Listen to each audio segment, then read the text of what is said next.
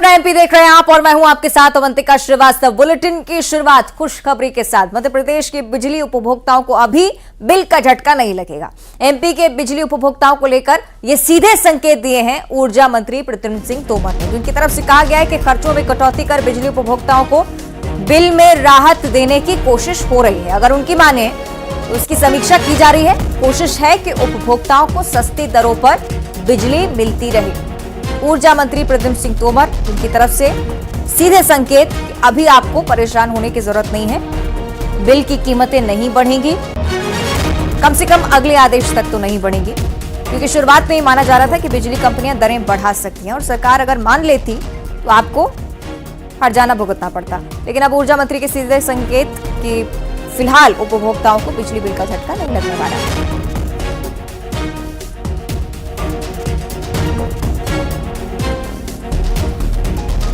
बिजली के दरें बढ़ने का कुछ प्रस्ताव वगैरह है, कुछ किस तरह की खबरें? देखिए, मैं विद्युत तो एक ही प्रक्रिया है। विद्युत कंपनियां अपने खर्चों के आधार पर नियामक आयोग को एक अपनी रिपोर्ट सबमिट करते हैं।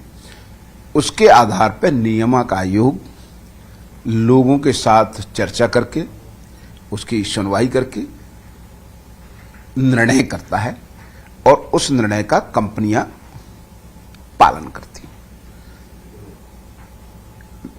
हमारी ये कोशिश होगी कि इन आने वाले समयों में कि हम खर्चे कम कर दें।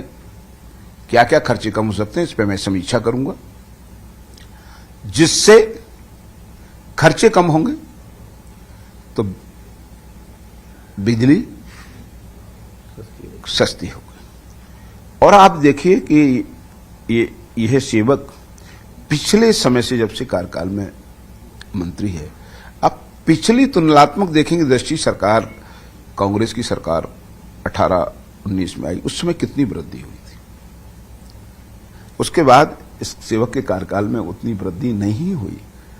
तो कहीं ना कहीं पैमाने पर देखेंगे तो हमने अपने आप को खर्चों पर अपने उस पर लगाम लगाई थी और निश्चित रूप से आने वाले समय में हम डॉक्टर मोहन यादव जी के मार्गदर्शन में इस विभाग को उपभोक्ता संतुष्टि के साथ साथ और क्या क्या काम हो सकते हैं वो हम करेंगे।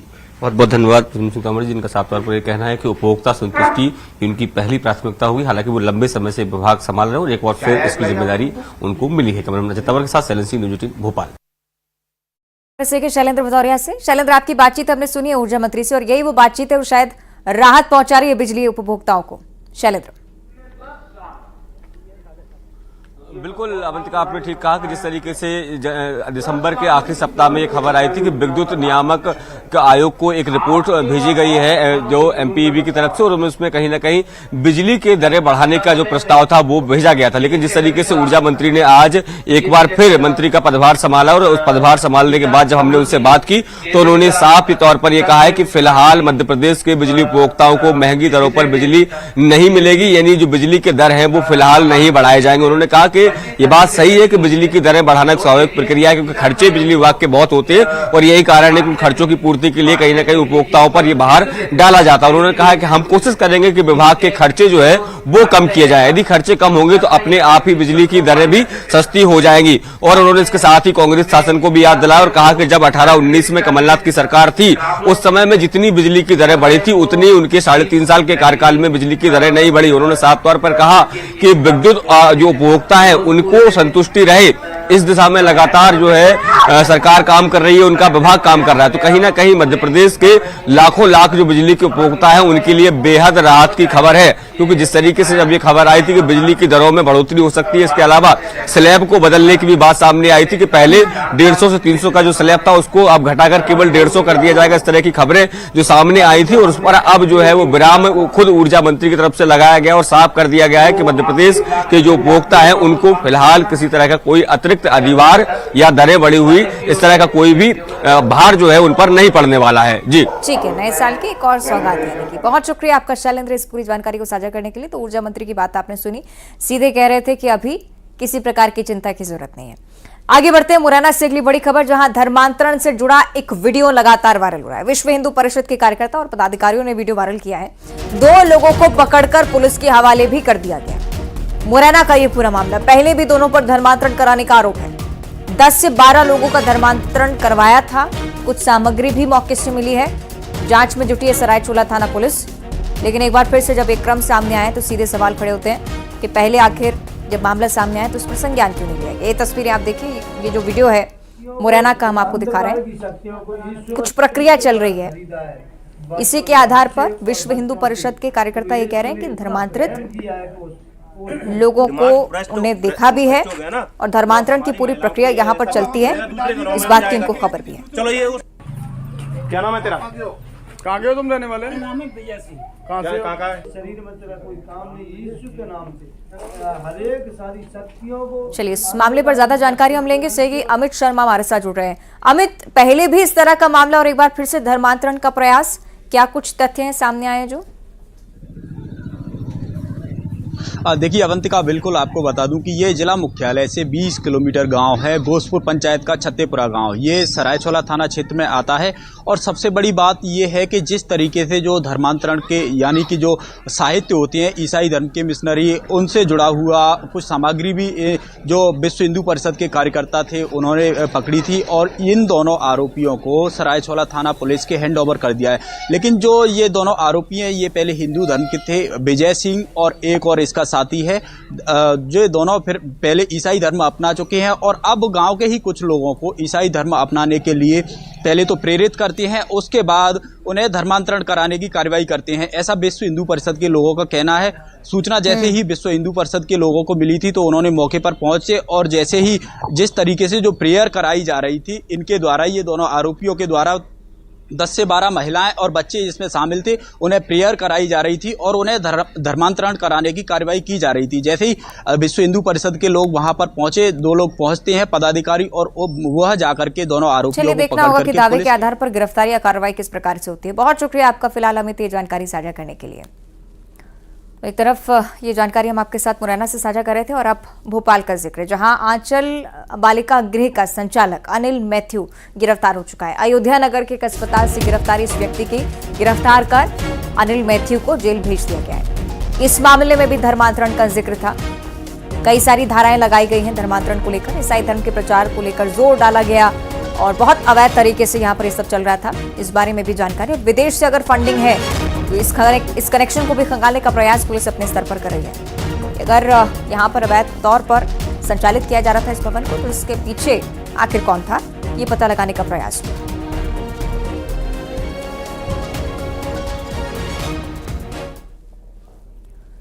और राजधानी भोपाल से अगली बड़ी खबर, जहां पीसीसी में पॉलिटिकल अफेयर कमेटी की बैठक लगातार चल रही है। कांग्रेस प्रदेश प्रभारी भवन जितेंद्र सिंह इस बैठक में पहुंचे हैं। पीसीसी चीफ जीतू पटवारी भी पहुंचे हैं, कमलनाथ की भी मौजूदगी, दिग्विजय सिंह पहुंचे हैं, गोविंद सिंह पहुंचे। यानी कि इन तमाम नेताओं की जब श्रृंखला आप देखें तब ये समझ लीजिए कि आगामी रणनीति को लेकर ही चर्चा होनी है। लोकसभा चुनाव आगे हैं, इसी के चलते रणनीति पर और ज्यादा मुखर होकर बात करने का प्रयास। तो कांग्रेस भी अपने स्तर पर आंतरिक तौर पर सशक्त होना चाहती है, क्योंकि विधानसभा चुनाव में जो देखा लोकसभा चुनाव में वो रिपीट ना हो, इस बात का प्रयास लगातार किया जा रहा है।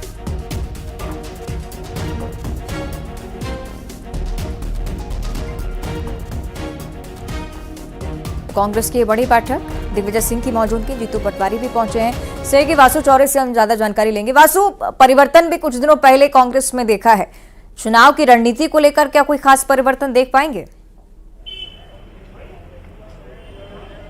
निश्चित तौर पर देखिए, मध्य प्रदेश में लोकसभा के चुनाव होने हैं और मध्य प्रदेश के लिहाज से ये चुनाव जो है वो बेहद महत्वपूर्ण हो जाते हैं, क्योंकि अभी विधानसभा के चुनाव हुए जिसमें कांग्रेस के पक्ष में जो है वो नतीजे नहीं आए थे। कांग्रेस जिन नतीजों का दावा कर रही थी उन नतीजों से बहुत दूर रही कांग्रेस, और यही वजह कि कांग्रेस के लिहाज से ये जो चुनाव है वो बेहद महत्वपूर्ण है। नई टीम कांग्रेस की बनी है और नई टीम के सामने ये पहली जो अग्नि परीक्षा है वो होने वाली है लोकसभा चुनाव के रूप में, और एक मजबूत पार्टी के साथ और पीएम मोदी के एक बहुत मजबूत के चेहरे के सामने जो है कांग्रेस को अपनी पूरी लड़ाई लड़ना है और यही वजह है कि लगातार बैठकों का मंथन का दौर जारी है। आज इलेक्शन कमेटी की भी बैठक होनी है और इलेक्शन अफेयर्स को लेकर जो कमेटी बनाई गई है उसकी भी बैठक होनी है। बैठकों का सिलसिला जो है वो पीसीसी में शुरू हो गया है। तमाम पदाधिकारी जिनको इस बैठक में बुलाया गया था वो कांग्रेस कार्यालय पहुंच चुके हैं, चाहे जीतू पटवारी हो जो प्रदेश अध्यक्ष हो, प्रदेश प्रभारी जितेंद्र सिंह मौजूद हैं, कमलनाथ, दिग्विजय सिंह जैसे दिग्गज नेता जो हैं कांग्रेस के वो भी इस पूरी बैठक में शामिल हुए हैं। और आज के दिन स्थिति स्पष्ट हो जाएगी कि कांग्रेस किन मुद्दों को लेकर लोकसभा के चुनाव में आगे बढ़ेगी और जो प्रत्याशी होंगे चुनाव में उनके सिलेक्शन का क्या कुछ क्राइटेरिया होने वाला है। इन तमाम बातों को लेकर मंथन होगा और इसके अलावा राहुल गांधी की भारत जोड़ो न्याय यात्रा जो मध्य प्रदेश से भी होकर गुजरेगी उससे किस तरीके का पॉलिटिकल माइलेज लिया जाए, ना सिर्फ उन इलाकों में जहां से यात्रा निकलेगी बल्कि उन सभी प्रदेश की सभी 29 सीटों पर कैसे उसका असर हो, इसको लेकर भी एक व्यापक स्तर पर आज जो प्लानिंग है वो हो रही है। बहरहाल देखना होगा कि कांग्रेस की तमाम सारी जो कोशिशें वो कितनी कामयाब होती हैं, कितनी रंग लाती हैं और वरिष्ठ नेताओं के बीच और कांग्रेस की नई टीम के बीच जो कोऑर्डिनेशन है वो कितना बेहतर आने वाले समय में दिखाई देता है। जी ठीक है, चलिए बहुत शुक्रिया आपका वासु इस जानकारी के लिए। और अब सीधे आपको अंबिकापुर लिए चलेंगे। हमारे जो सीएम है विष्णुदेव साय वहां पर पहुंचे हैं, सीधी तस्वीरें हम आपको दिखा देते हैं। ये लाइव कार्यक्रम कार्यकर्ता अभिनंदन सम्मेलन सीएम विष्णुदेव साय को बुलाया गया। इससे पहले आपने देखा है कि बहुत बड़ी जो तैयारियां थी वो चलती आ रही थी। बहुत व्यापक स्तर पर कार्यकर्ताओं की तरफ से प्रयास रहा कि जब मुख्यमंत्री पहुंचे तो तैयारियां पूरी होनी चाहिए। और ये मुख्य कार्यक्रम की तस्वीरें अब आपकी टीवी स्क्रीन पर। इस प्रकार कार्यकर्ताओं ने इस सम्मेलन को सोचा और अब धरातल पर उकेरा है। वो प्रत्यक्ष तौर पर आप देख सकते हैं भरपूर उत्साह भारतीय जनता पार्टी के कार्यकर्ताओं में। और चूंकि मुख्यमंत्री बनने के बाद पहली बार अंबिकापुर में दौरा है सीएम विष्णुदेव साय का, तो भरपूर उत्साह नजर आता हुआ। साथ में कैबिनेट मंत्री लक्ष्मी राजवाड़े को आप देख पा रहे हैं, अलग अलग कैबिनेट मंत्रियों की मौजूदगी। कार्यकर्ताओं को अभिनंदन व्यक्त करना है, मुख्यमंत्री को भी, और मुख्यमंत्री की तरफ से भी हो सकता है कि आभार व्यक्त किया जाए विधानसभा चुनाव में प्रदर्शन को लेकर। लोकसभा चुनाव के मद्देनजर भी कार्यकर्ताओं को रिचार्ज करना जरूरी है और उसके लिए भी ये कार्यक्रम बहुत महत्वपूर्ण। वहीं पे चढ़ा दीजिएगा, ठीक है ना। अरे आप लोग इधर ध्यान दो, इधर सबको। और छत्तीसगढ़ से सीधे आपको एक बार फिर से मध्य प्रदेश लिए चलेंगे। कांग्रेस की चर्चा हो रही थी तो शपथ ग्रहण समारोह के बाद कमलनाथ की तरफ से सीधे तौर पर कहा गया है कि मुझे एक और मौका मिला है, जो कि काफी खुशी की बात है। विधानसभा चुनाव के नतीजों पर भी पूछा गया तो हाईकमान की नाराजगी के पत्रकारों के सवाल पर ये कह दिया कि ये आप उनसे पूछेगा कि आखिर क्या कुछ बात हो रही है इसे लेकर। उन्होंने इंडिया गठबंधन के सवाल पर भी कहा कि इंडिया गठबंधन का निचोड़ जरूर निकालेंगे। मेरे लिए बहुत खुशी की बात है। सर एक चर्चा चल रही है तो आपको हटाया गया है, ये आप उनसे पूछेगा। सर इंडिया गठबंधन का क्या फ्यूचर देखते हैं? इंडिया गठबंधन की बात चल रही है, ये बात चल रही है और मैं सोचता हूँ इसमें कुछ न कुछ निचोड़ जरूर निकलेगा। सर मध्य प्रदेश की राजनीति में सक्रिय रहेंगे या दिल्ली की राजनीति में? सर मध्य प्रदेश की राजनीति में सक्रिय रहेंगे या दिल्ली की? बिल्कुल मध्य प्रदेश मैं मध्य प्रदेश में सक्रिय रहूंगा। दिल्ली नहीं जाएंगे? दिल्ली में क्यों जाऊंगा?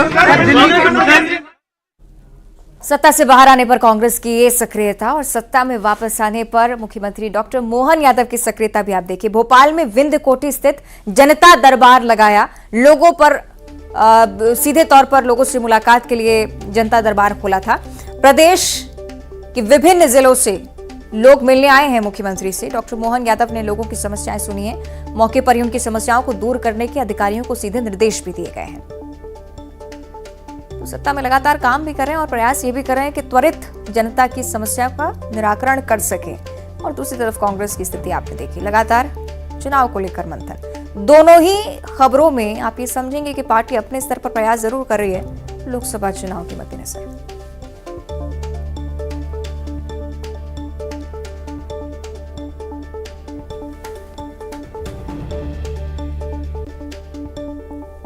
ये तस्वीरें हम आपको दिखा रहे हैं। डॉक्टर मोहन यादव बातचीत करते हुए तमाम लोगों से जो अलग अलग जिलों से पहुंचे हैं मुख्यमंत्री से बात करने। ये संभव नहीं हो पाता है अक्सर, लेकिन ये डॉक्टर मोहन यादव की संवेदनशीलता के खुद लोगों से रूबरू हुए हैं।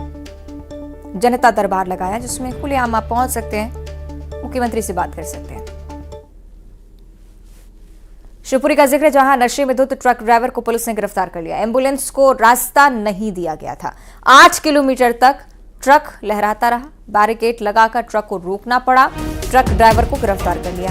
झांसी से शिवपुरी की ओर ये ट्रक जा रहा था और किस नशे में ये व्यक्ति चल रहा था, ये पता लगाने का प्रयास पुलिस की तरफ से भी था। नशे में धुत ये ट्रक ड्राइवर पुलिस ने गिरफ्तार इसे किया है। ये तस्वीरें आप देखिए, बहुत ही लापरवाही पूर्वक ट्रक को ड्राइव करना, एम्बुलेंस को रास्ता नहीं देना। 8 किलोमीटर तक लापरवाह तरीके से ट्रक को ड्राइव करता रहा व्यक्ति। बैरिकेडिंग लगाकर ट्रक को रोकना पड़ा, ये नौबत आई। ट्रक ड्राइवर को गिरफ्तार किया गया है। झांसी से शिवपुरी जा रहे मार्ग पर ये जो दृश्य है वो देखने को मिला है और बहुत बड़ा हादसा हो सकता था, लेकिन राहत भरी बात है कि जनहानि नहीं हुई। सही, अशोक हमारे साथ जुड़ रहे हैं। अशोक, क्या कुछ जानकारी मामले पर? अवंतिका, मैं आपको बता दूं कि ये जो ट्रक चालक है 12 चक्का ट्रक लेकर झांसी से शिवपुरी की ओर आ रहा था और एम्बुलेंस इसे पीछे से लगातार हॉर्न दे रही थी। वो मरीज को लेकर के शिवपुरी आ रही थी, लेकिन जो ट्रक चालक जो था ये शराब के नशे में धुत था, इसलिए लहराते हुए एम्बुलेंस को साइड नहीं दे रहा था और लगभग 8 किलोमीटर तक इसी तरह से ड्राइवर ट्रक को लहराता रहा। बाद में एम्बुलेंस चालक ने संबंधित थाने को जब सूचना दी, उसके बाद सुरवाया थाना पुलिस ने बैरिकेडिंग करके इस ट्रक को रोका है और ट्रक चालक को गिरफ्तार करके आज न्यायालय में पेश किया जा रहा है। ठीक है, चलिए, बहुत शुक्रिया आपका अशोक जानकारी के लिए। इंदौर का जिक्र, जहां सिटी बस ने दंपत्ति को रौंद डाला। महिला की घटनास्थल पर ही जान चली गई। पति गंभीर रूप से घायल है। दोनों की 1 साल पहले ही शादी हुई थी। पुलिस ने बस को भी जब्त कर लिया है। राजेंद्र नगर थाना क्षेत्र का ये पूरा मामला, दर्दनाक पूरी घटना।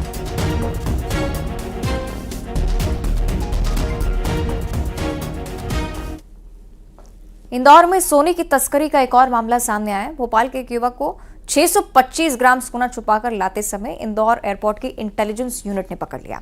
शारजाह से इंदौर आने वाली एयर इंडिया की फ्लाइट से ये यात्री आया था। सोने की पेस्ट से बना कैप्सूल छुपाकर तस्करी की फिराक में था। एरोड्रम पुलिस इसे लगातार पूछताछ कर रही है।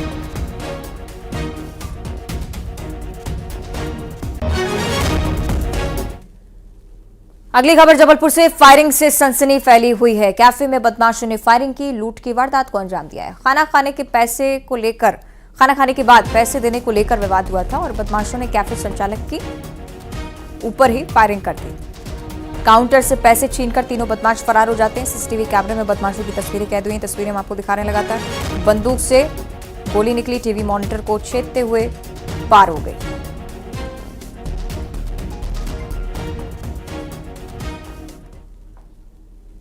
और मुरैना की अब घटना आपको बताएं, जहां छात्रों में लात घूसे चल गए हैं। छात्रों के 2 गुट आपस में भिड़ गए, जमकर मारपीट होती रही।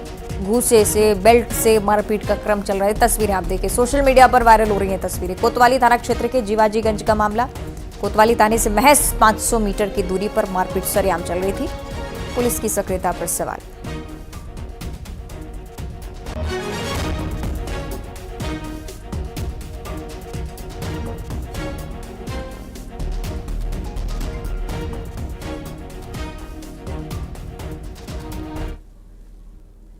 और पूर्व मुख्यमंत्री शिवराज सिंह चौहान से मुलाकात करने पहुंचे सीएम डॉक्टर मोहन यादव। मुलाकात के बाद डॉक्टर मोहन यादव का एक बयान भी सामने आया। उन्होंने कहा कि योजनाओं पर चर्चा करने के लिए आया था, सभी योजनाओं को आगे बढ़ाएंगे, सीएम की तरफ से कहा गया है।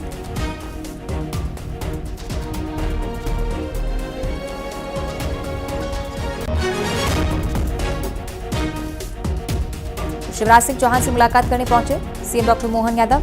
ये कहा है कि योजनाओं को लेकर चर्चा करनी थी। इससे पहले मुख्यमंत्री रहते शिवराज सिंह चौहान ने जिन योजनाओं को आगे बढ़ाया, हो सकता है कि उनके क्रियान्वयन को लेकर बातचीत करनी हो डॉक्टर मोहन यादव को, और इसलिए ये मुलाकात आपके सामने है। शिवराज सिंह चौहान से भी लगातार वो बातचीत कर रहे हैं। ये तस्वीरें आपकी टीवी स्क्रीन पर, चेहरों पर मुस्कान, सौजन्य मुलाकात इसे बताते हुए कह रहे थे कि बस योजनाओं को लेकर जानकारी लेनी थी और इसलिए शिवराज सिंह चौहान से मुलाकात की। ये तस्वीरें हम आपको लगातार दिखा रहे हैं मुलाकात की। आप ये भी देखिए कि दोनों के बीच सामंजस्य जो जरूरी भी है सरकार चलाने के लिए, क्योंकि पुरानी योजनाओं को लेकर जानकारी तो शिवराज सिंह चौहान ही दे पाएंगे।